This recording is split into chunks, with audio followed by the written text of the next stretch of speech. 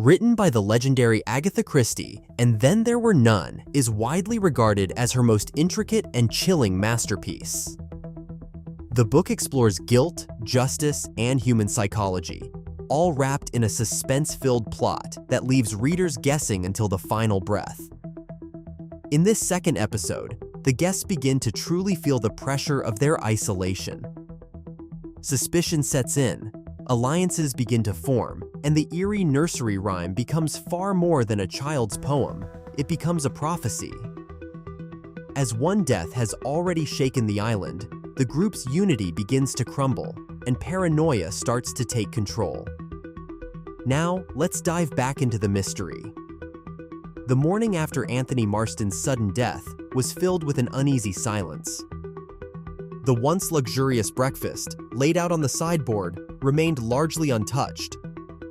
No one had slept well, and everyone was trying to make sense of the previous night. Though Dr. Armstrong had declared it heart failure, the notion that a healthy young man would die so suddenly was hard to digest. The idea that it might have been suicide, or worse, murder, lingered unspoken in the air. General MacArthur sat apart from the rest, gazing out the window toward the sea. His face was grim, lined with memories and a certain resignation. Vera Claythorne tried to distract herself by helping with breakfast, but her eyes betrayed her anxiety. Lombard remained quiet, watching everyone with sharp eyes. The sense of unease turned into panic when Mr. Rogers entered the room, his face pale. "One of the figures on the dining room table, one of the little soldiers, it's gone," he said, voice trembling. Everyone rushed to the dining room. Sure enough, there were now only 9 China soldiers arranged in a neat row. The symbolism hit everyone hard.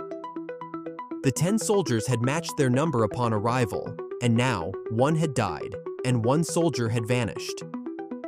A cold dread passed over them. This wasn't coincidence. Justice Wargrave called a meeting in the drawing room. "We need to speak openly," he began. "Last night, we were each accused of a crime. Then Mr. Marston dies. We cannot ignore the facts." He looked around. "One of us is a murderer." Miss Brent scoffed. "Such drama. That young man took his own life. The guilt must have eaten him alive." But no one seemed convinced. Bloor cleared his throat. "The gramophone record. It named each of us. We should consider what's been said." They went around the room, discussing the charges. General MacArthur admitted that a young officer under his command had died because he sent him on a mission to get rid of him.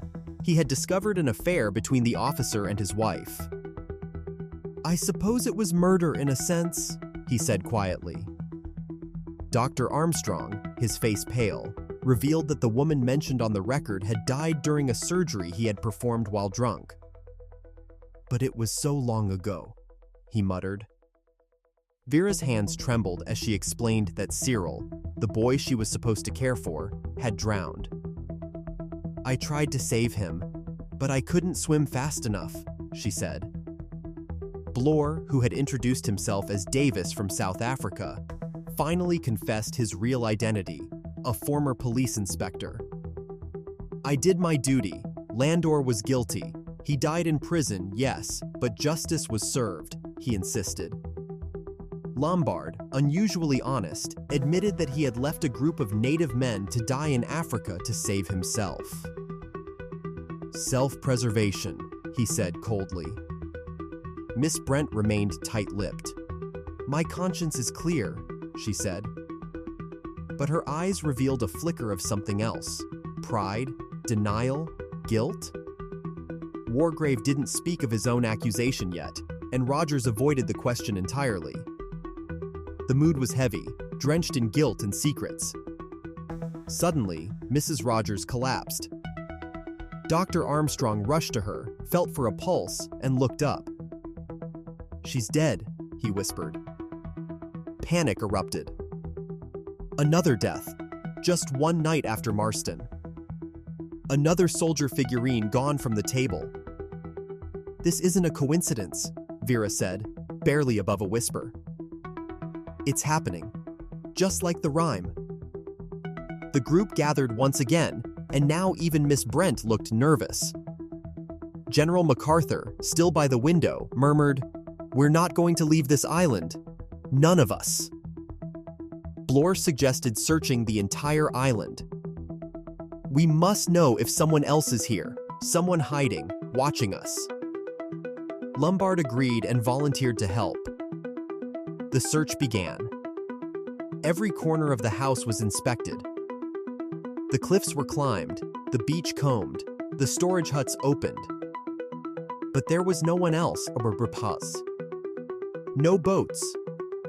No footprints other than their own. They were alone. That night, the atmosphere was suffocating.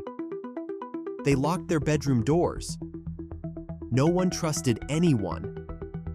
In her room, Vera stared at the ceiling, replaying the rhyme in her mind. 10 little soldier boys went out to dine, one choked his little self, and then there were 9. She couldn't help but notice the next line.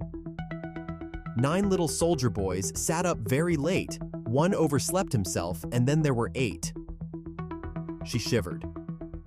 Downstairs, Rogers polished the silverware alone, nervously glancing at the dining table. 8 figurines stood silently, like sentinels. General MacArthur wandered the grounds restlessly. He seemed withdrawn, disconnected. When Dr. Armstrong found him, he said something strange. "None of us will leave this place. It's judgment for what we've done." Morning broke again. The guests gathered, hoping for normalcy. But General MacArthur was missing. He was found near the sea, slumped on a rock, motionless. His skull had been crushed. Another death. Another soldier gone. This wasn't justice anymore. It was execution. We won't keep you waiting. The next episode is coming very soon. So don't forget to subscribe, like, and share this video with your friends. You're just getting started with the mystery.